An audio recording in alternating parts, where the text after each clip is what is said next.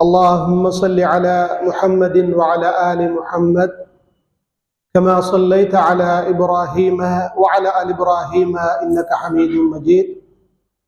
اللهم بارك على محمد وعلى آل محمد كما باركت على إبراهيم وعلى آل إبراهيم إنك حميد مجيد. فقد قال الله تعالى في قرآنه الكريم: أعوذ بالله من الشيطان الرجيم. يا أيها الذين آمنوا اتقوا الله حق تقاته ولا تموتن إلا وأنتم مسلمون. வார்த்தைகளில் மிகச்சிறந்த வார்த்தை அல்லாஹ்வுடைய வேதமாகும். வழிகாட்டல்களிலே மிகச்சிறந்த வழிகாட்டல் நபிகள் ஸல்லல்லாஹு அலைஹி வஸல்லம் அவர்களுடைய வழிகாட்டலாகும்.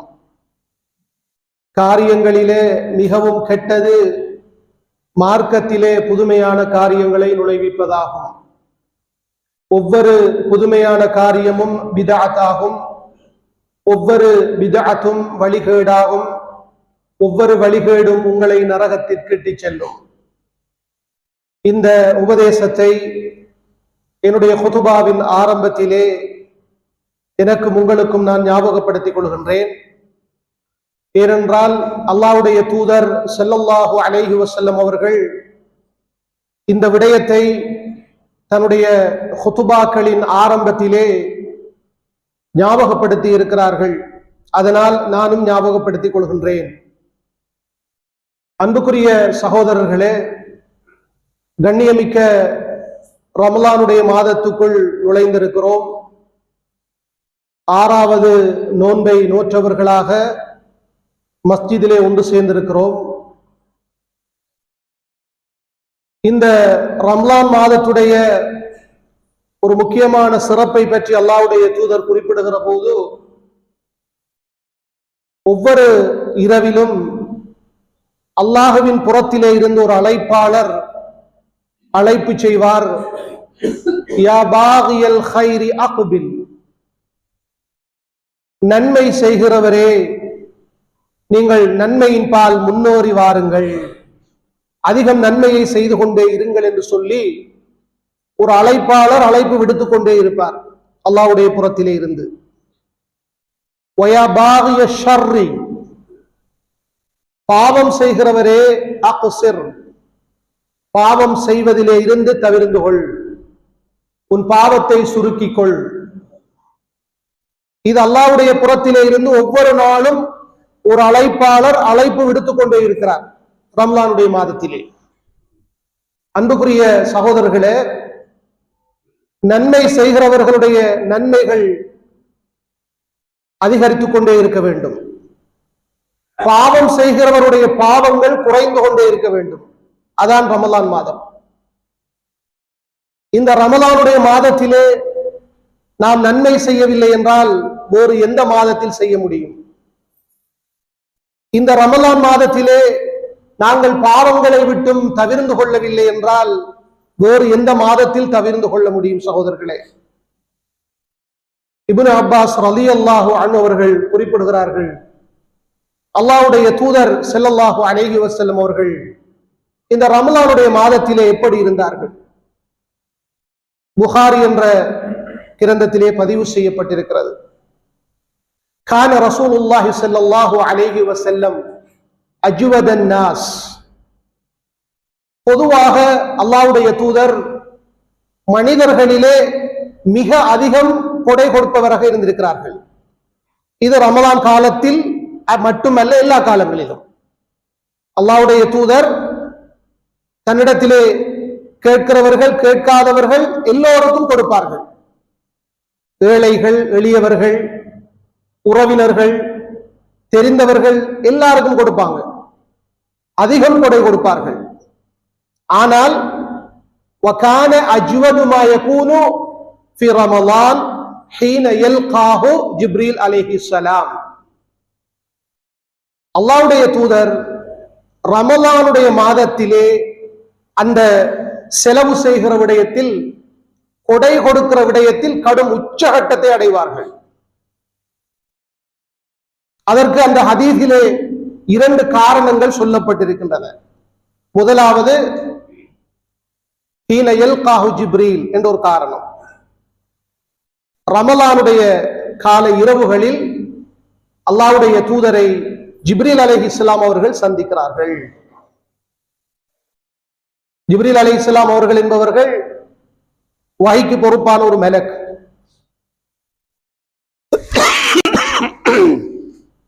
அவர்கள் சந்திப்பது அல்லாஹ்வுடைய தூதருக்கு இந்த கொடை கொடுப்பதை தூண்டக்கூடிய ஒன்றாக இருந்திருக்கிறது.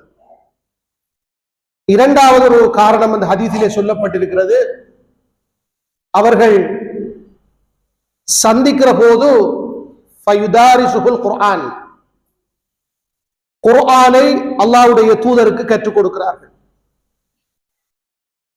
அதாவது அந்த வருடம் முழுவதும் அருளப்பட்ட அல் குர்ஆன் வசனங்களை ஓதி காட்டுகிறார்கள், அதை சரிப்படுத்துகிறார்கள்.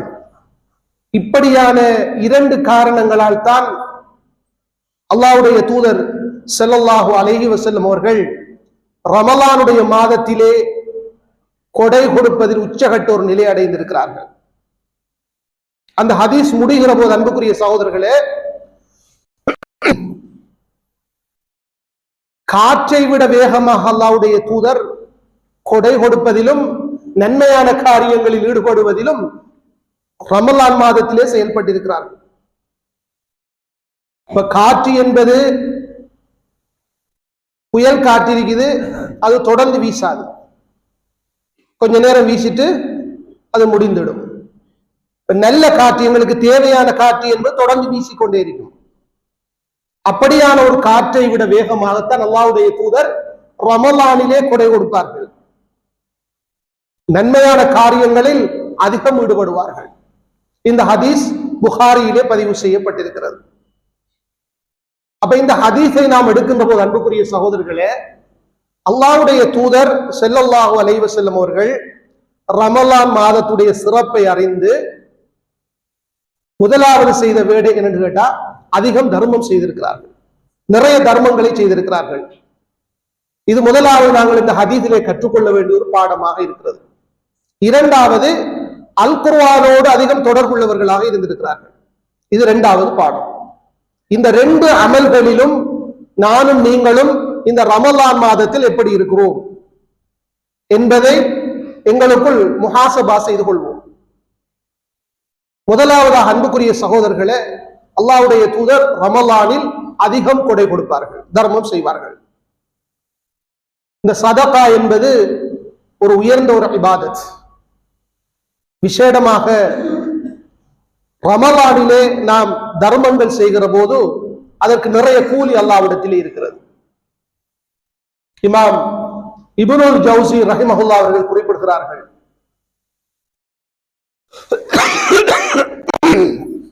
அல்லாஹ்வுடைய தூதர் ஸல்லல்லாஹு அலைஹி வஸல்லம் அவர்கள் ஏன் ரமலானில் அதிகம் கொடை கொடுத்தார்கள் என்றால் அதுக்கு சில காரணங்களை சொல்றாங்க. முதலாவது காரணம், இது ஒரு ரமலானுடைய மாதத்திலே ஒரு நன்மையான காரியத்தை செய்கிற போது அதற்கு அல்லாஹ்விடத்திலே மிகச் சிறந்த நன்மைகள் இருக்கின்றன. அதனால் ரமலானில் அதிகம் தர்மம் செய்திருக்கிறார்கள். இரண்டாவதாக, இது ஒரு ஷஹ்ரு ஸௌம், இது ஒரு நோன்பு மாதம். நோன்பு மாதத்தில் தர்மம் செய்வதனால் நோன்பு பிடிக்கிறவர்களுக்கு சகருக்கும் நோன்பு திறக்கிறவர்களுக்கு நோன்பு திறப்பதற்கும் அது உதவியாக இருக்கும். இது 2வது காரணம். 3வது காரணம், இந்த ரமலானிலே அல்லாஹ்வுடைய தூதரை ஜிப்ரீல் அலைஹிஸ்ஸலாம் அவர்கள் சந்திக்கிறார்கள். அதற்கு நன்றி செலுத்துவதற்காக வேண்டி அதிகம் தர்மம் செய்திருக்கிறார்கள். 4வது ஒரு காரணம் சொல்றாங்க, இந்த ரமலானுடைய மாதத்திலே அல்லாஹ்வுடைய தூதருக்கு ஒவ்வொரு இரவிலும் அல் குர்ஆன் ஓதி காட்டப்படுகிறது. ஜிப்ரீல் அலைஹிஸ்ஸலாம் அவர்கள் குர்ஆனை கற்றுக் கொடுக்கிறார்கள். இது அல்லாஹ்வுடைய தூதருக்கு மறுமை உணர்வை அதிகமாக ஏற்படுத்தி கொண்டே இருந்தது. இதனால் அவர்கள் அதிகம் தர்மம் செய்யக்கூடியவர்களாக இருந்திருக்கிறார்கள். ஒரு தடவை அல்லாஹ்வுடைய தூதர் ஒரு சபையிலே இருக்கிறார்கள். ஒரு மனிதர் வருகிறார், வந்து சொன்னார், அஹ்லக்து என்று சொன்னார். அல்லாஹ்வுடைய தூதரே, நான் அழிந்து விட்டேன் என்று சொன்னார். அப்ப உடனே அல்லாஹ்வுடைய தூதர் கேட்டாங்க, மா அஹ்லக்கன்னு கேட்டாங்க, உன்னை அழித்தது என்னன்னு கேட்டாங்க. அப்ப அவர் ஒரு காரணம் சொன்னார். யா ரசூலல்லாஹ், நான் நோன்பாளியாக இருக்கிற நிலையில் பகல் பொழுதில் என் மனைவியோடு நான் ஜிமா செய்து விட்டேன், உடலுறவு செய்து விட்டேன், கொண்டு விட்டேன். அதனால் அவர் பயந்து போய் வாராரு, நான் ஒரு பெரிய ஒரு பாவத்தை செய்துட்டேன்னு சொல்லி. அப்படி செய்வது பெரிய பாவம், அது நோன்பை முறித்து விடும். அப்ப உடனே அல்லாஹ்வுடைய தூதர் அவரிடத்திலே கேட்கிறார்கள், அதுக்கு நீங்க கஃபாரா கொடுக்கணும். உங்களோட நோன்பு முறிந்து விட்டது, நோன்பை கலாவும் செய்யணும், கஃபாராவும் கொடுக்கணும். முதலாவது கேட்டாங்க, உங்களிடத்திலே உரிமை இடுவதற்கு ஒரு அடிமை இருக்கிறான்னு கேட்டாங்க. அவர் அப்படி இல்லை என்று சொன்னார். இரண்டாவது கேட்டார்கள், 2 மாதங்கள் தொடர்ச்சியாக நோன்பு பிடிக்க முடியுமா என்று கேட்டார்கள். முடியாது அவரால் சொன்னார். மூன்றாவது கேட்டார்கள், 60 வேளைக்கு உணவளிக்க முடியுமா என்று கேட்டார்கள். அதுவும் அந்த அளவுக்கு வசதி இல்லை என்று சொன்னார்கள். இப்படி அவர் சொல்லிவிட்டு அங்கே நின்று கொண்டிருக்கிறார். அந்த கட்டத்திலே அல்லாஹ்வுடைய தூதருக்கு ஒரு அன்பளிப்பு வருகிறது. உங்களுக்கு தெரியும், அல்லாஹ்வுடைய தூதர் சதகா எடுக்க முடியாது, ஜகாத் எடுக்க முடியாது, அன்பளிப்பாக வரும் நிறைய சாமான்கள். அப்போது ஒரு பேரித்தம்பள கூடை ஒன்று அன்பளிப்பாக வருகிறது. அப்ப அந்த அன்பளிப்பு வந்த உடனே அல்லாஹ்வுடைய தூதர் கேட்கிறார்கள், ஐன ஸாயில் என்று கேட்டார்கள். அந்த கேள்வி கேட்டவர் எங்கே என்று கேட்டாங்க. அப்ப அவர்கிட்ட நிற்கிறார், இங்க வாங்கன்னு கூப்பிட்டு அல்லாஹ்வுடைய தூதருக்கு அப்பதான் வந்த அன்பளிப்பு உடனே தூக்கி கொடுக்குறாங்க, அவருக்கு எடுத்து போங்க, இது அல்லாஹ்வுடைய தூதர், இதை கொண்டு போய் நீங்கள் அந்த வேலைகளுக்கு உணவளிங்கன்னு சொன்னாங்க. அப்ப அவர் சொன்னார், அல்லாஹ்வுடைய தூதரே, என்னை விட ஏழை வேறு யார் இருக்க முடியும் என்று கேட்டார். இந்த பகுதியிலேயே என் குடும்பத்தை விட ஏழ்மையான குடும்பம் கிடையாதுன்னு சொன்னாங்க. அந்த மனிதர் வந்து சொல்ற. அப்ப உடனே அல்லாஹ்வுடைய தூதர் சிரித்து விட்டு சொன்னார்கள், இதை கொண்டு போய் உன்னுடைய குடும்பத்துக்கு தர்மம் செய்து விட்டு சொன்னார்கள். அந்த ஹதீஸுடைய முடிவு அப்படி வருகின்றது. இதுல நமக்கு முதலாவது உள்ள பாடம், ரமலான் கால பகல் பொழுதிலே மனைவியோடு சேர்ந்து விட்டால் நோன்பாளி நோன்பு முறிந்துவிடும். இரண்டாவது பாடம், அவர் கஃபாரா கொடுக்கும். அந்த கஃபாரா 3 வகையான கஃபாராக்கள் இங்கே சொல்லப்பட்டு, கடைசி கட்ட முடியவில்லை என்றால் 60 வேளைகளுக்கு உணவளிக்க வேண்டும். அடுத்த ஒரு பாடம், இந்த சதகாவுடைய பாடம் இங்கே சொல்லப்பட்டிருக்கிறது. அல்லாஹ்வுடைய தூதருக்கு ஒரு அன்பளிப்பாக ஒரு கூடை பழம் வருகிறது, உடனே அவருக்கு சதகா கொடுத்துட்டாங்க. அதில் அவர் அதை சதகா செய்வதற்கு ஏற்றமானவர்கள் யாருன்னா குடும்பம் தான், வேற வேலை அங்க இல்லை. அப்ப எனவேதான் ரமலானுடைய காலத்திலே நாம் தர்மம் செய்கிற போது, அன்புக்குரிய சகோதரர்களே, முதலாவது குடும்பத்திலே உள்ள ஏழைகளை பார்த்து தர்மம் செய்ய வேண்டும். ஜகாத்துடைய விடயத்திலும் நாங்கள் அதை புரிந்து கொள்ள வேண்டும். சில சகோதரர்கள் இருக்கிறார்கள், ஒவ்வொரு ரமலான் மாதத்தை அடிப்படையா வச்சு வருஷா வருஷம் ஜகாத் கொடுக்கிறாங்க. ரமலானத்தான் மையமா வச்சு கொடுப்பாங்க.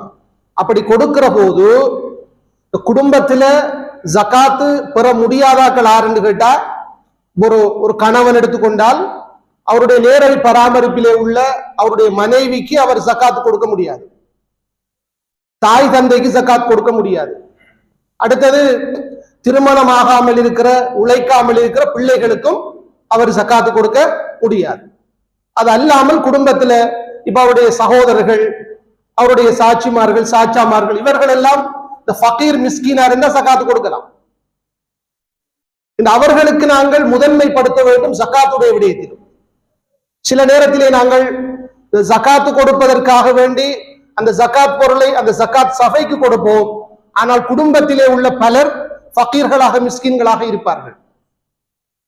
அவர்கள் அதை வெளியில் சொல்லவும் மாட்டார்கள், அவர்கள் அதற்கு விண்ணப்பம் போடவும் மாட்டார்கள். இப்ப நமக்கு தெரிந்தால் அந்த ஜகாத்தை அப்படியானவர்களுக்கு நாங்கள் கொடுக்க வேண்டும். சதகாவுடைய விடயத்திலும் அப்படித்தான். குறிப்பாக அல்லாஹ்வுடைய தூதர் ஸல்லல்லாஹு அலைஹி வஸல்லம் அவர்கள் சொல்லுகிறார்கள், ஒருவர் சதகா செய்கிற போது ஒரு குடும்பம் அல்லாத ஒரு வேலைக்கு சதக்கா செஞ்சா ஒரு நன்மை, குடும்பத்தில் உள்ள வேலைக்கு சதக்கா செஞ்சா 2 நன்மை கிடைக்கும். என்ன காரணம்? ஒன்று குடும்பத்தை சேர்ந்து வாழ்ந்த நன்மை, இரண்டாவது சதக்கா கொடுத்த நன்மை. அப்ப ரமலானுடைய சதக்காவிலே குடும்பத்தில் உள்ள வேலைகளை நாங்கள் முதன்மைப்படுத்த வேண்டும் என்ற ஒரு விடயத்தை நாங்கள் அறிந்து கொள்ள வேண்டும்.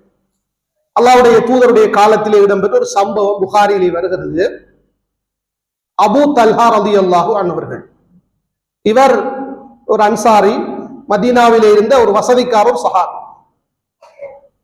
இவருக்கு நிறைய தோட்டங்கள் செல்வங்கள் எல்லாம் இருந்துச்சு. அவருடைய தோட்டத்துடைய பேர் தான் அந்த பைருஹான் சொல்ல தோட்டம் உண்டு. மஸ்ஜித் நபவிக்கு நேராக இருந்த ஒரு பெரிய ஒரு தோட்டம் உண்டு.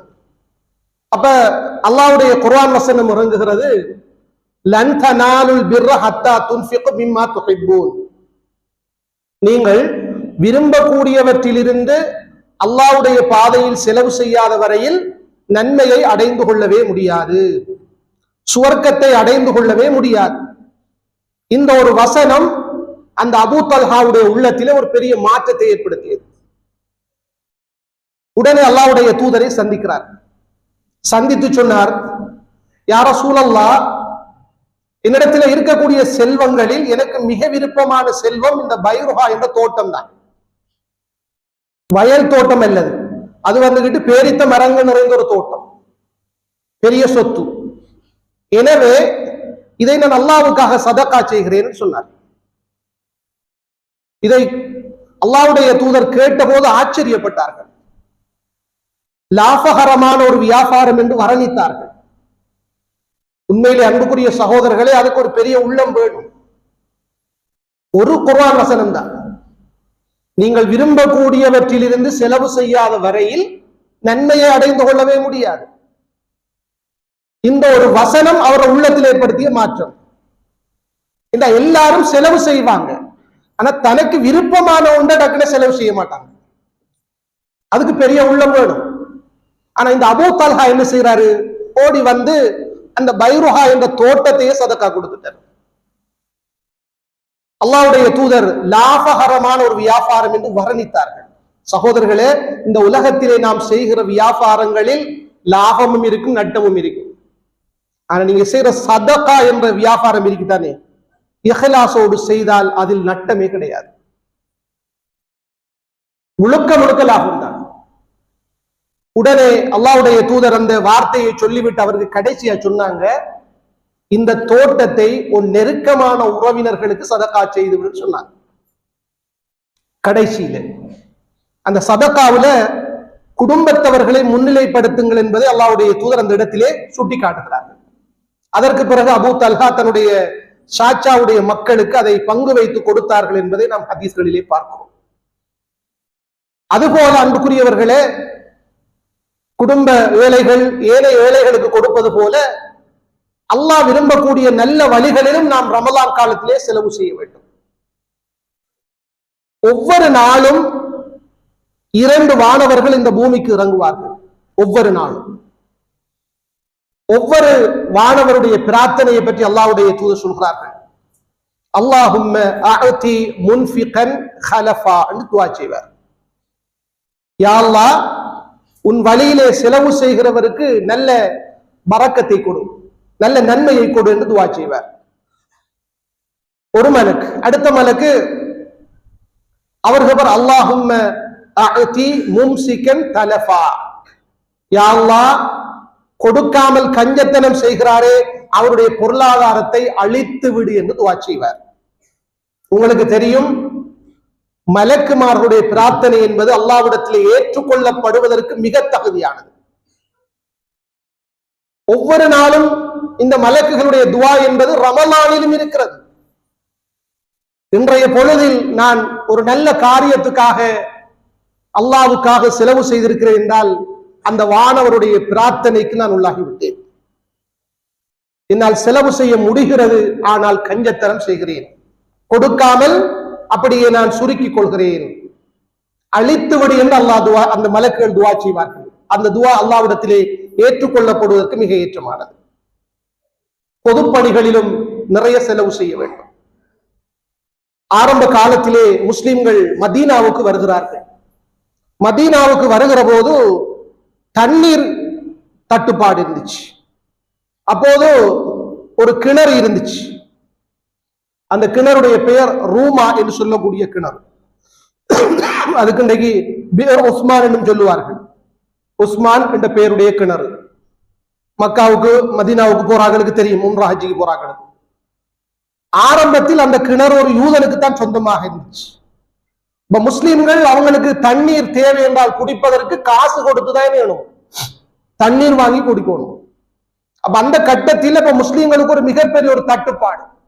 அல்லாஹ்வுடைய தூதர் சஹாபாக்களை பார்த்து ஆர்வப்படுத்துகிறார்கள். இந்த ரூமா என்ற கிணற்றை வாங்கி கொடுத்தால், இன்னொரு சந்தர்ப்பத்தில் அதை தோண்டி கொடுத்தால் அவருக்கு சொர்க்கம் கிடைக்கும் என்றார்கள். அல்லாஹு அக்பர். உஸ்மான் இப்னு அஃபான் ரலியல்லாஹு அவர்கள் தன்னுடைய சொந்த காசுக்கு அதை வாங்கி முஸ்லிம்களுக்கு வக்ஃப் செய்து விட்டார்கள். அதில் எத்தனை வாளி தண்ணீர்கள் அள்ளப்பட்டிருக்கும், அந்த அளவுக்கு அவருக்கு நன்மை, அவருக்கு சுவர்க்கம். பொதுவாக சஹாபாக்கள் அந்த ஹதீஸ்களை நம்பினார்கள். இது மறுமைக்கான ஒரு முதலீடு என்பதை ஏற்றுக்கொண்டார்கள். ஆனால் இன்று அதிகமானவருடைய உள்ளங்களில் சடவாத சிந்தனை. அன்புக்குரிய சகோதரர்களே, இந்த நன்மைகள் எல்லாம் மறுமையில் உண்மையாக கிடைக்குமா? சிலர் சந்தேக கண் கொண்டு பார்க்கிறார்கள்.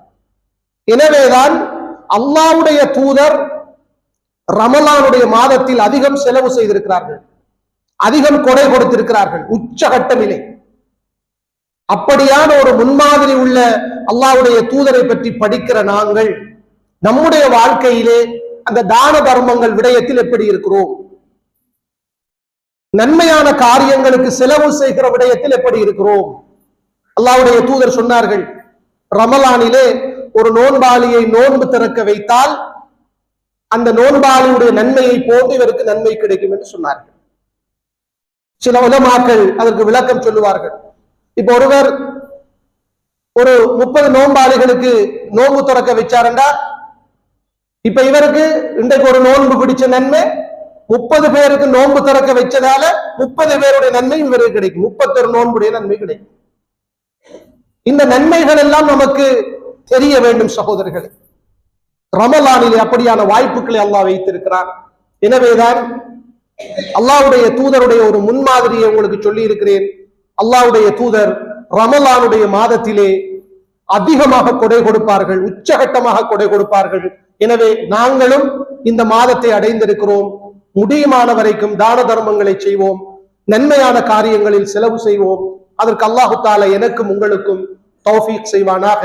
ஆமீன் ஆமீன். வ ஆகிர் தஅவானா அல்ஹம்துலில்லாஹி ரப்பில் ஆலமீன்.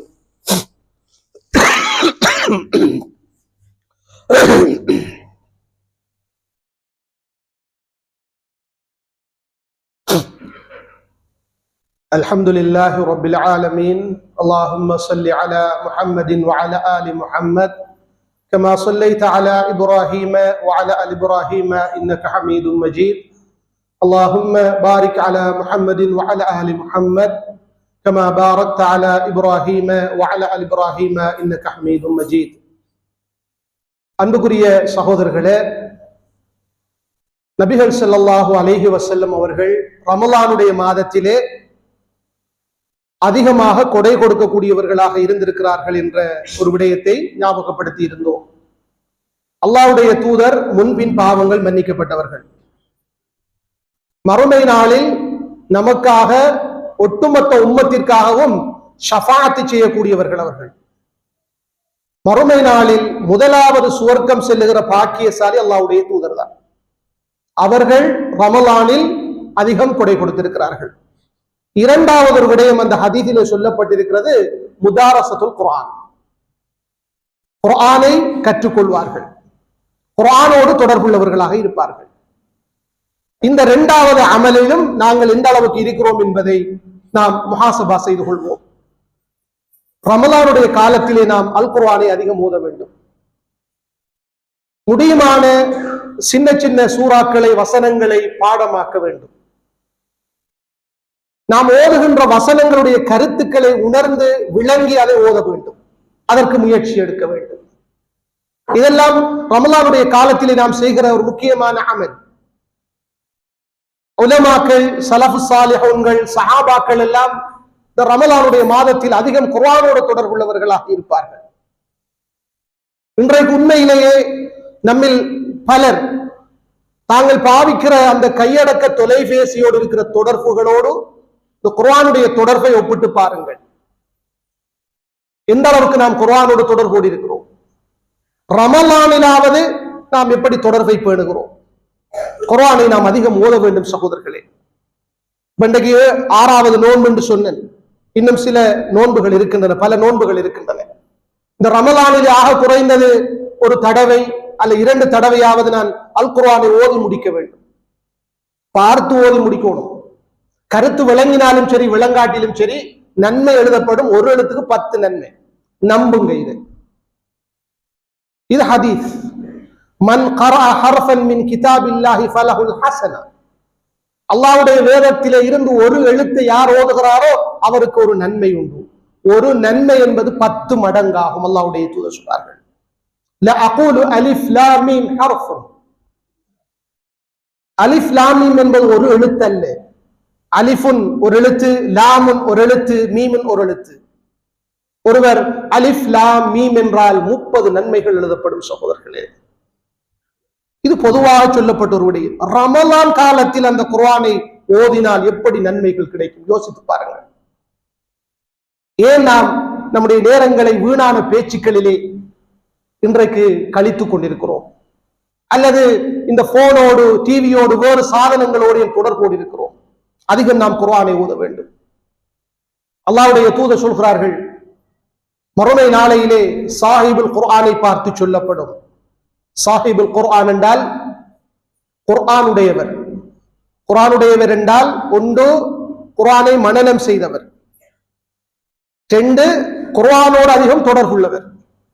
அவரை பார்த்து மறுமையில் சொல்லப்படும், இக்ரா வர்தகி வரத்தில் கமா குந்த துரத்தில் ஃபித் துன்யா ஃபஇன்ன மன்சிலதக இந்த ஆகிரி ஆயத்தின் தக்ரவுஹா. அல்லாஹ் சொல்லுவானாம், நீங்கள் குர்ஆனை ஓதிக்கொண்டு ஏறிக்கொண்டே போங்க, சொர்க்கத்துடைய படித்தரங்களில் ஏறிக்கொண்டே போங்க. எந்த இடத்தில் நீங்கள் ஓதி முடிக்கிறீர்களோ அதுதான் உங்களுக்கான மன்சிலத். சுப்ஹானல்லாஹ். எந்த இடத்தில் நீங்கள் ஓதி முடிக்கிறீர்களோ அந்த இடம்தான் உங்களோட மன்சிலத் மறுமை நாளில் சுவர்க்கத்திலே. இந்த ஹதீஸை நாங்கள் நம்ப வேண்டும். இந்த வாய்ப்பை நாம் ரமலானிலே இழந்து விட்டால் அன்புக்குரிய சகோதரர்களே கவலைப்பட வேண்டி வரும். ஒருவருக்கு ஒரு ஜுஸ் நல்லா பாடம் அப்படி ஓதிக்கிட்டே போகலாம், ஒரு ஜுஸ் முடியும் வரைக்கும் ஏறிக்கிட்டே போகலாம். நிறைய வசனம் பாடம் அந்த அளவுக்கு ஏறலாம்.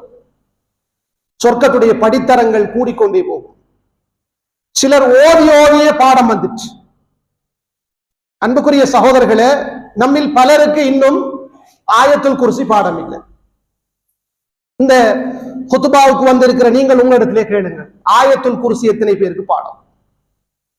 ஆமனர் ரசூல் என்று வருகிற 2 வசனங்களும் எத்தனை பேருக்கு பாடம்?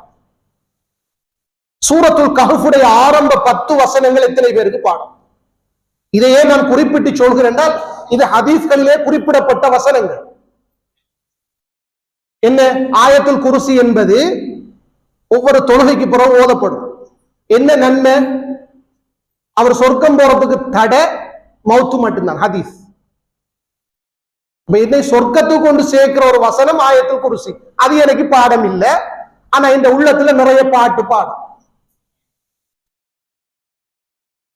நபி ஸல்லல்லாஹு அலைஹி வஸல்லம் சொன்னாங்க, இரவில் ஆயத்துல் குர்சி ஓதினா ஷைத்தானிடமிருந்து பாதுகாப்பு கிடைக்கும். ஆமனர் ரசூல் சூரத்துல் பக்ராவுடைய கடைசி 2 வசனங்கள், அதை ஒருவர் ஓதிக்கொண்டு தூங்கினால் அந்த 2 வசனங்களும் அவருக்கு போதுமானது. எந்த தீங்கும் ஏற்படாது இரவிலே அவருக்கு. அந்த 2 வசனங்களும் நமக்கு பாடம் இல்லை. அல்லாஹ்வுடைய தூதர் சொன்னார்கள், யார் ஒருவர் சூரத்துல் கஹ்ஃபுடைய ஆரம்ப 10 வசனங்களை மனனமிடுகிறாரோ அவர் தஜ்ஜாலுடைய கொடுமையிலிருந்து பாதுகாக்கப்படுவார். சுப்ஹானல்லாஹ். இந்த உலகத்திலேயே ஆகப்பெரிய ஃபித்னா தஜ்ஜாலுடைய ஃபித்னா தான். அந்த ஃபித்னாவிலே இருந்து தப்புவதற்கு என்ன வழி? சூரத்துல் கஹ்ஃப் என்ற அத்தியாயம் இருக்குது. அதுல ஆரம்ப 10 வசனங்களை பாடமாக்குறது. இந்த ரமலானுடைய காலத்தில் நாம் ஓதுவதற்கு நேரம் ஒதுக்குவது போல இப்படியான முக்கியமான வசனங்களை மனனமிடுவதற்கும் நேரத்தை ஒதுக்கலாம் இன்ஷா அல்லாஹ். திட்டமிட வேண்டும் சகோதரர்களே. அதுபோல அல் குர்ஆனுடைய வசனங்களை ஓத கேட்க வேண்டும், அது இபாதத். அதற்கு நேரம் ஒதுக்குங்கள், அது ஒரு இபாதத். இப்ப நம்ம தராவி தொழுகையில இமாம் ஓதுவதை கேட்டுக் கொண்டிருக்கிறோம், இபாதத். வீடுகளிலே இந்த பாடல்கள் கேட்காமல், இசைகளை கேட்காமல் குர்ஆன் ஓதல்களை கேளுங்கள். உங்களோட போன்ல நிறைய கிராத்துகள் இருக்கும், அதை கேளுங்க இன்ஷா அல்லாஹ். நன்மையான விடயம், இபாதத். முஸ்லிமிலே பதிவு செய்யப்பட்ட ஒரு ஹதீஸ். ஒரு தடவை அல்லாஹ்வுடைய தூதர் ஸல்லல்லாஹு அலைஹி வஸல்லம் அவர்கள் இப்னு மஸ்ஊத் ரலியல்லாஹு அவர்களை சந்தித்து சொன்னார்கள், இப்னு மஸ்ஊதே, குர்ஆனை எனக்கு ஓதி காட்டுங்கள் என்று சொன்னார்கள். அப்ப அவர் கேட்டார், யா ரசூலல்லாஹ், உங்களுக்கு தானே அல் குர்ஆன் அருளப்பட்டிருக்கிறது, உங்களுக்கு நான் குர்ஆனை ஓதி காட்டுவதா என்று கேட்டார். அப்போது அல்லாஹ்வுடைய தூதர் சொன்னார்கள், இந்த குர்ஆனை அடுத்தவர்கள் ஓத கேட்பதற்கு நான் விரும்புகிறேன் என்று சொன்னார்கள். இப்னு மஸ்ஊத் ரலியல்லாஹு அவர்கள் அழகாக ஓதக்கூடிய ஒரு சஹாபி. அவர் ஓதுகிறார், சூரத்து நிசா என்ற அத்தியாயத்தின் ஆரம்பத்திலே இருந்து ஓதிக்கிட்டே வாரார். எது வரைக்கும் என்ற சகோதரர்களே, 41வது வசனம் வரைக்கும் ஓதுறார். யோசிச்சு பாருங்க, இவ்வளவு நேரம் அவர் ஓதிருப்பார். 41 வசனம். 41வது வசனம் வந்தபோது அந்த வசனத்துடைய கருத்து என்னென்றால், ஒவ்வொரு உம்மத்தினருக்கும் ஒரு சாட்சியாளரை நாம் கொண்டு வருகிற போது, நபியே, இவர்களுக்கு உங்களை நாம் சாட்சியாளராக கொண்டு வருவோம். இதான் அந்த வசனம். அந்த வசனம் வந்தபோது சொன்னார்கள், இப்னு மஸ்ஊதை பார்த்து, இப்னு மஸ்ஊதே, போதும், நிறுத்துங்கள் என்று சொன்னார்கள்.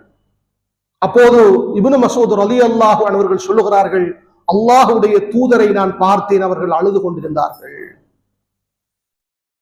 உலமாக்கள் இந்த ஹதீஸை ஆதாரமாக வைத்து சொல்கிறார்கள், அல் குர்ஆன் ஓதுவதை கேட்பது இபாதத். அந்த ஓதலை கேட்கிற போது அழ வேண்டும். அழுவது மார்க்கத்திலே அனுமதிக்கப்பட்டிருக்கிறது. சில காரிகள் குர்ஆன் ஓதுகிற போது அழுவார்கள், கருத்துக்களை விளங்கி அழுகிறார்கள்.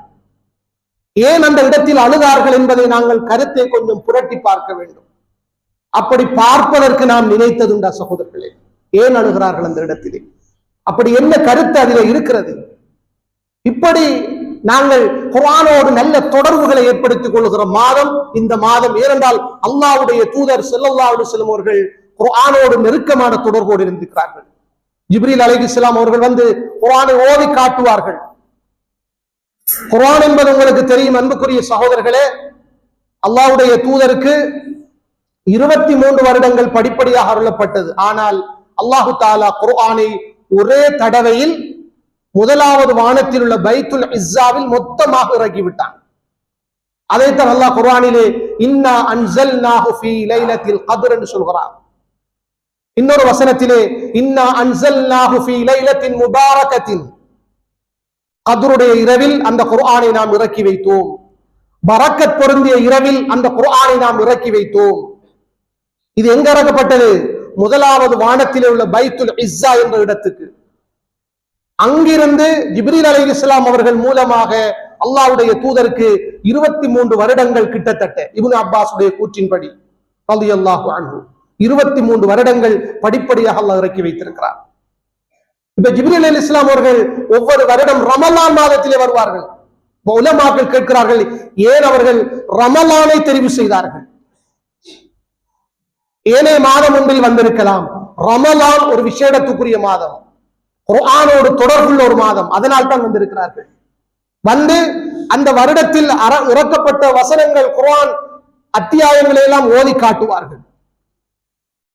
அதை எப்படி ஒழுங்குபடுத்த வேண்டும் என்பதை கற்றுக் கொடுப்பார்கள்.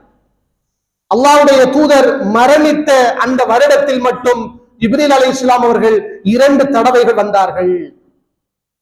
அது அல்லாஹ்வுடைய தூதருடைய அஜல் முடிவடைய போனது என்பதற்கான அடையாளமாக கருதப்படுகிறது.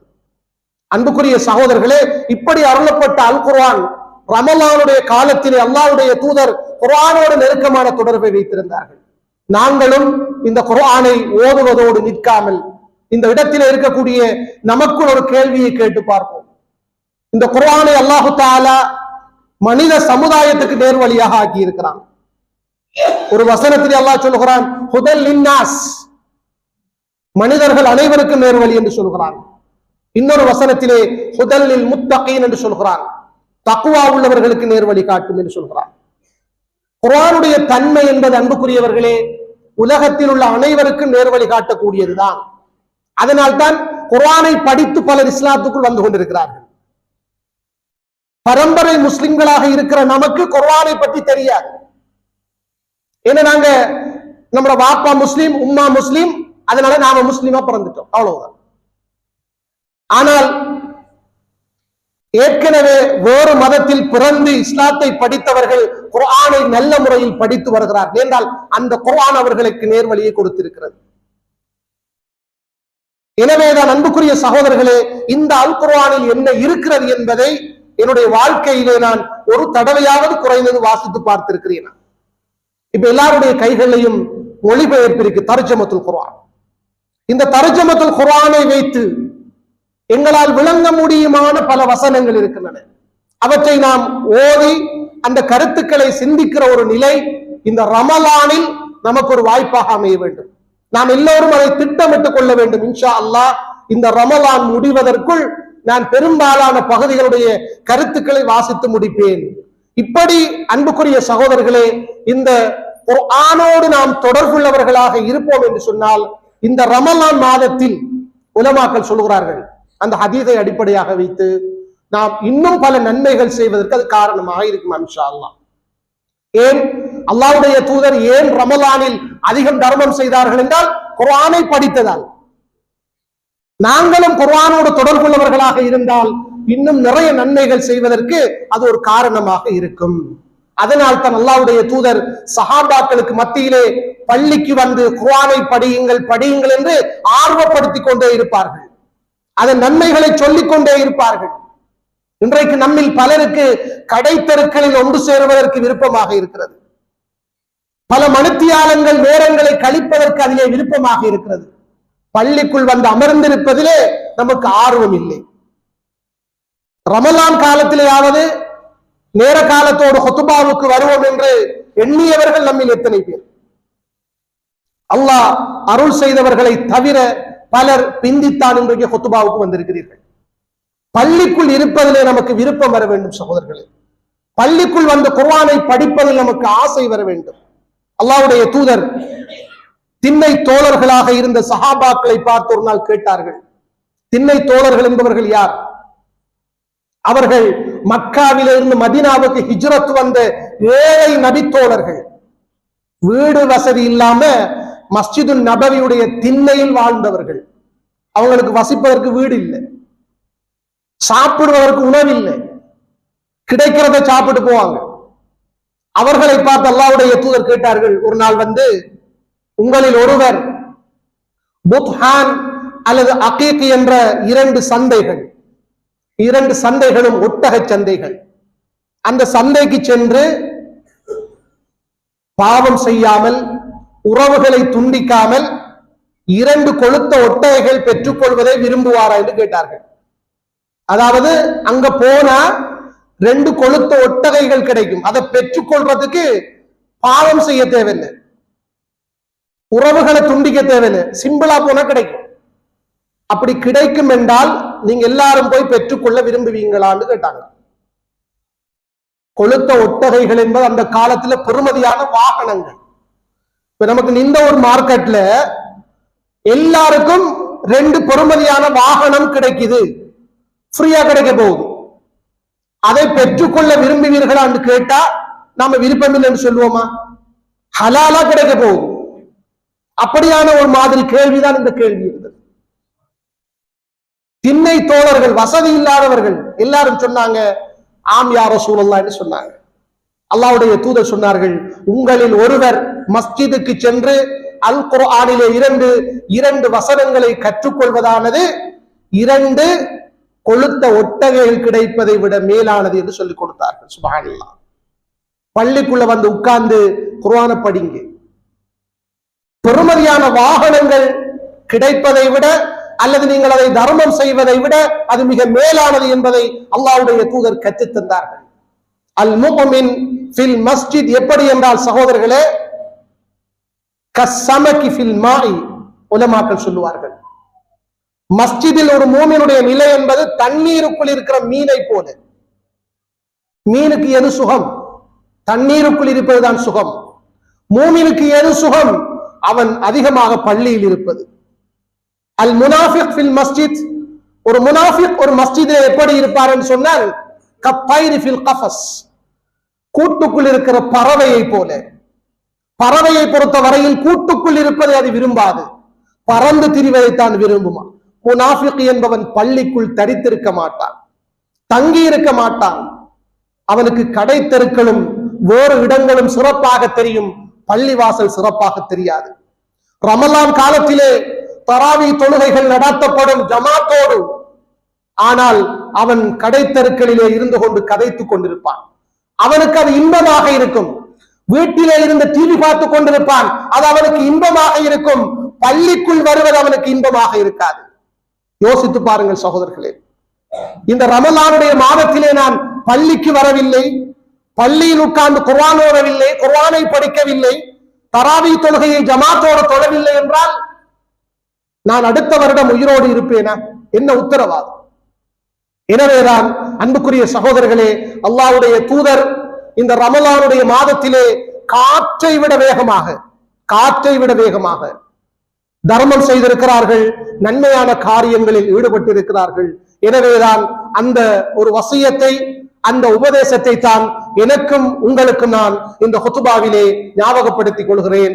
அல்லாஹு தஆலா இந்த ரமலானை தர்மம் செய்வதிலும், குர்ஆன் ஓதுவதிலும், குர்ஆனோடு தொடர்பை ஏற்படுத்துவதிலும், நன்மையான காரியங்கள் செய்வதிலும் ஒரு சந்தர்ப்பமாக பயன்படுத்திக் கொள்ள நம் அனைவருக்கும் தௌஃபீக் செய்வானாக. ஆமீன் ஆமீன். வ ஆகிரு தஅவானா அனில் ஹம்துலில்லாஹி ரப்பில் ஆலமீன்.